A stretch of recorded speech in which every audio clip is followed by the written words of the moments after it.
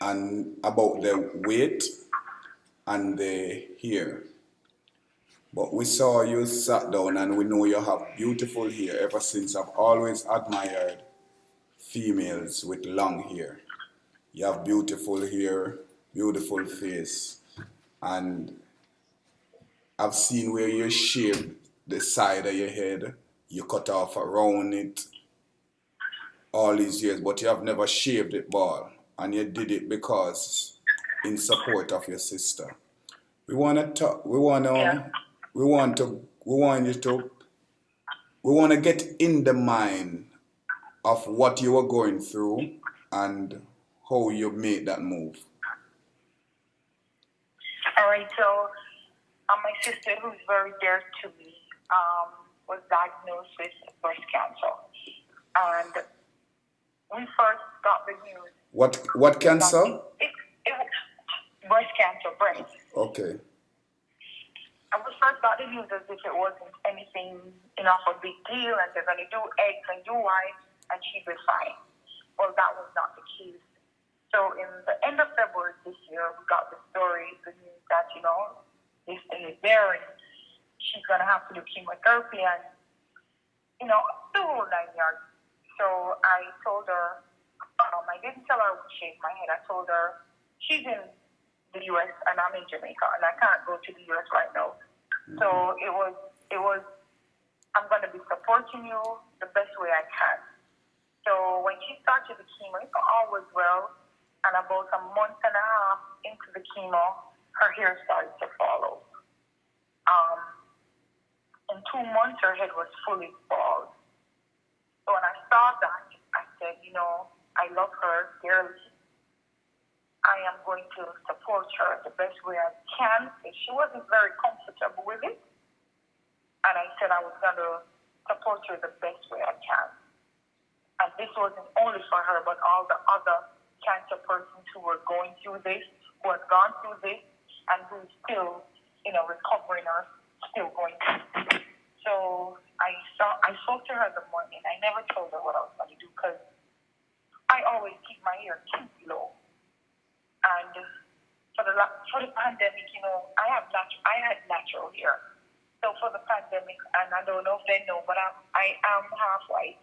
So, my hair grows and grows, and I will bleach it, I will do this, and it started to grow back. So it was, past the shoulder going down to my back. And she was like, oh my God, I haven't seen hair this long. And the reason for really shaving it, she was excited that I was growing back my hair. So it wasn't like it's a little bumper here that we were going to take off. It's not a big deal. This was a big deal because she was like, don't cut off your hair. Oh God, I love that it's coming back. Yeah. So I know if I did, she would understand how important it was for me to support her the best way I could. So she also admired the long hair that you had? Yes, she was admiring the hair. I was growing back my hair because, as I said, I hadn't had my hair in years this length because I'd always cut it. I don't like the hair when it's in between that stage. So once you cut it off and it's coming back, although I wear wigs to go out in my daily life, I don't. And so she was like, yes, don't cut it again. Let it grow back. I was growing back my hair. Because when she was saying this, there was no sign of cancer or any speech, speaking of cancer. So that was never in the making that she was going to have cancer or had cancer or any, So she was like, nice, because the pandemic really, you're not going anywhere. You're in your house every day. The hair is growing. So when she started, she was like, yeah, don't cut off your hair. You don't cut back your hair, No, man, make it grow back. So that's where it was. So she and I knew this was not just going to be, just shave your head. No, it was totally in consideration of what she was going through and the best way she could understand that. I can't imagine what she's going through because people will, tell you one thing and feel another. And if I could take her treatment for her to get better, I would. And so her hair being bald wasn't a choice. This was my choice. I know she knew this would have been important for me to do for her, and she would have appreciated it. and more in the emotion of me just got up the morning and said, listen, this is it. I went live only to give support to the people I didn't know who was going through cancer, gone through cancer, and I probably just got the news or, here gone, and people, I got some DMs that bring tears in my eyes. There is one particular girl, I needed to remember her name. She's in Montego Bay, a young baby. And she DM'd me to tell me that thanks to me, she's now sporting her hair. Because she said when she saw me ball off my head, she said, Lord, she's not going to wear it. And the following night at my Tuesday night, dancehall Tuesday inside of makeup, I came dressed with my bald head. And she said that's when she knew how serious this was. And for this, she was going to come through and do the same. Her hair she's going through chemo and she lost her hair. But she said they would go outside and people were acting like, and so she kept covering up her hair. She kept, I guess she wouldn't go outside, and if she did, she covered her hair. And she said that day, when she saw me, she got ready, did her thing, and her mother asked her, you're not putting on? She says, no. And she told the mother what I did. And so for that, I had two major stories on the thing. A lot of people said, oh my God, because you are yeah, but those two stories was really touching for me to know that I made a difference in two persons who already have issues that they have to deal with way more than a parent. And I have to live up to some insensitive person who don't care. Who cares what you look like? It shouldn't be based on your outer appearance. It should be on your thinking and your heart as a human being, not on the way you look. So it was on that note. Baby girl on Instagram is listening and said, yes, she saw your calling. And a lot of people is sending up hearts and purple hearts and loves in support of what you did. And I remember I posted the clipping, a few pieces of the clipping on my Instagram page, and a lot of people, the comments, the sentimental comments that they got from it, give from it. And I want you to know that, Colleen, you didn't just touch people that are going through cancer, but you all, because as I can say to you, as you said, you mentioned that your sister admire your ear, and the fact that you always cut the side and she see it growing. I think I get that from my mom. But I also admire you for your long hair. And when I saw the video, because I love the fact that you change up the color, you can slice the side off and you put it to the side, but you always come out and you keep yourself circumspect. But the hair, hair is a woman's beauty, and not everybody can really rock a bald head. But it touched me watching you. I was to shave it, and even though it wasn't my hair, I admire you for that. And I know a lot of people felt that loss, even though they're not going through chemotherapy. But we felt that loss when you're cutting that hair, because I was like, oh my God, she cutting all that long, beautiful hair. People wearing that would love to have that. But then the reason behind it, we saw the empathy that you stand, and it was in your support, and it really touched my heart, and I want to commend you for that move that you make. And what would you say as a dancehall queen, because you have been the dancehall queen, the first dancehall queen, and I've seen interview where you spoke about Uptown refused you, Downtown didn't want you. Downtown refused you, Uptown didn't want you. So you was just stuck in the middle. But at the end, you was a young girl coming up. You have the vision and what you wanted to do. Now these girls that we see, it's a different era with it's like as much as I mentioned, as much as you were put down and discriminate against for your sex appeal, but even though you have that sex appeal, at no time at all we can say, oh, we can go back and say Colleen, like in certain ways where it was, derogatory or Yeah. so. You, what would you say to these girls now in the way you carry yourself and what's going on now? How would you empower them as a veteran First and an thing at icon of different dancehall? time. I would say try and be yourself. Know the work different from your personal life. Don't make your job be your lifestyle. Know your worth. Know why you're doing it and do it for the reason that it only should be that it's your job. Love your job, because if you don't love your job, don't do it. But don't become your job. Each and every one of us have different purpose on this planet. Each and one of us sometimes are misguided because we don't understand. So no two persons are the same. I don't expect anybody to be me. But I would say if you're looking up to me to be a dancehall queen, as this is something I created, emulate me to the fullest. If you're just doing you for being whatever, that's fine. But if you're walking in my shoe, find out the size.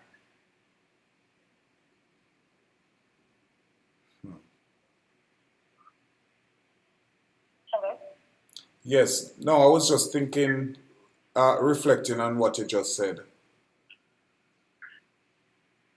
Because I notice when you speak, you keep saying mention, and I don't know if others take note.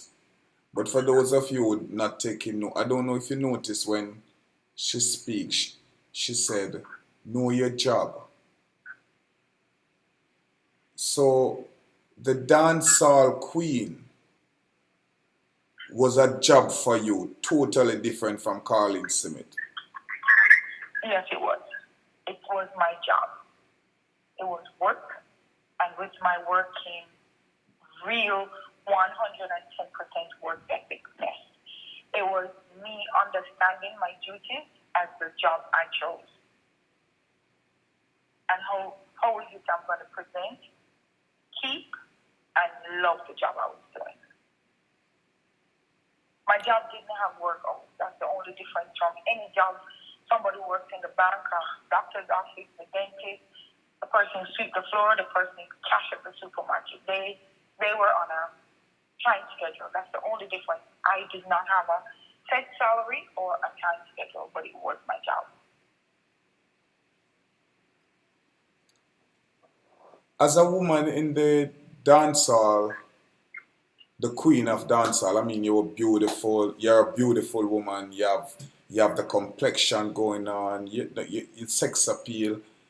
Men in the dancehall, did they came at you how you stand your ground and be, because we have never heard of any little thing happening in dancehall we hear, and we have never hear of your name mentioned with this person or this artist, or how you kept yourself grounded, and what advice you have for these younger females that's in dancehall. As again, if you know your worth, I would credit my behavior to my upbringing. I was brought up to understand that I was worthy. I was very much important. I was loved, and I was given love to. So I was not lacking attention as a child. I was not lacking discipline as a child. I was not lacking freedom as a child. So I understood my worth. And as you grow older, as I said, you don't have to be in dancehall to be, like that. Because there's a lot of doctors and lawyers who are not worthy of themselves. So they need assertion and somebody to complete them. That has never been me, because I was always an assertive, very, very, very strong-minded child that kept being told that I was everything and more. So I had the confidence.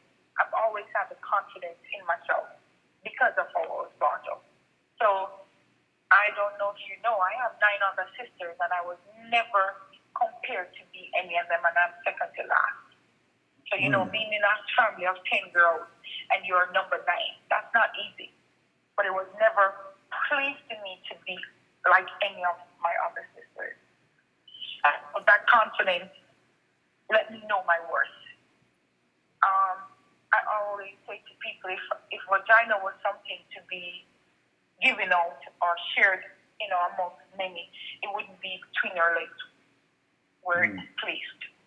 And if it was to take pictures, I think it would have been placed on our face and our hands and our foot, like the rest of us on side.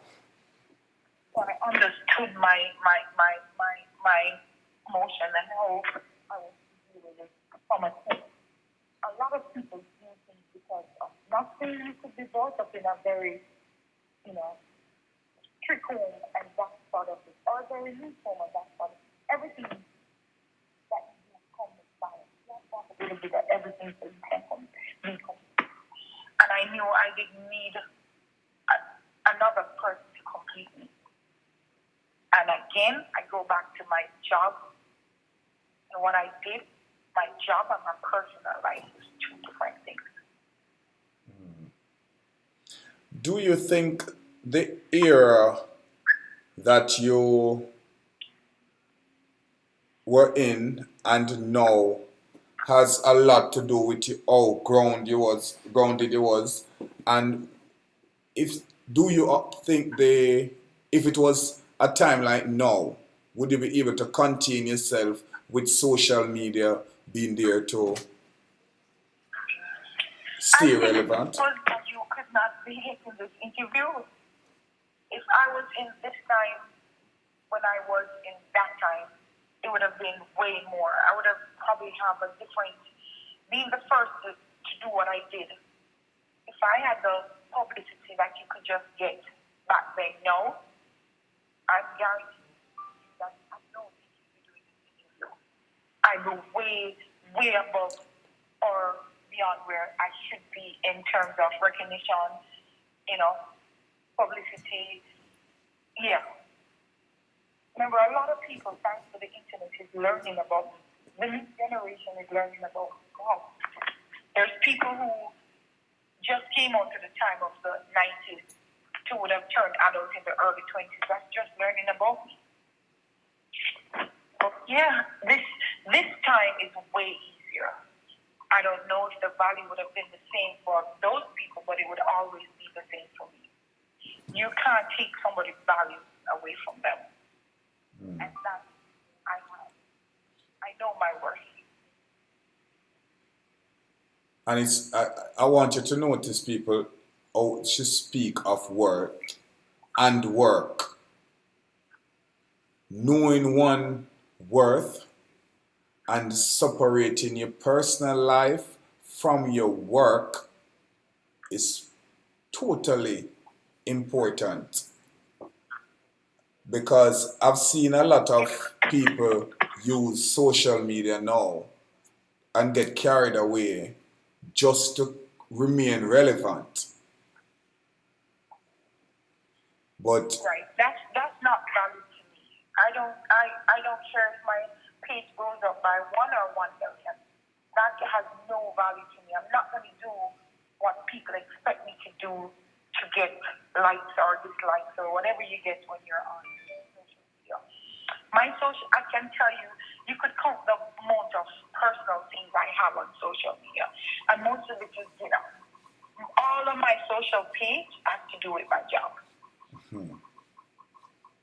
You won't see me waking up out of my bed, getting ready to go somewhere. That's not a public issue. That's a personal issue.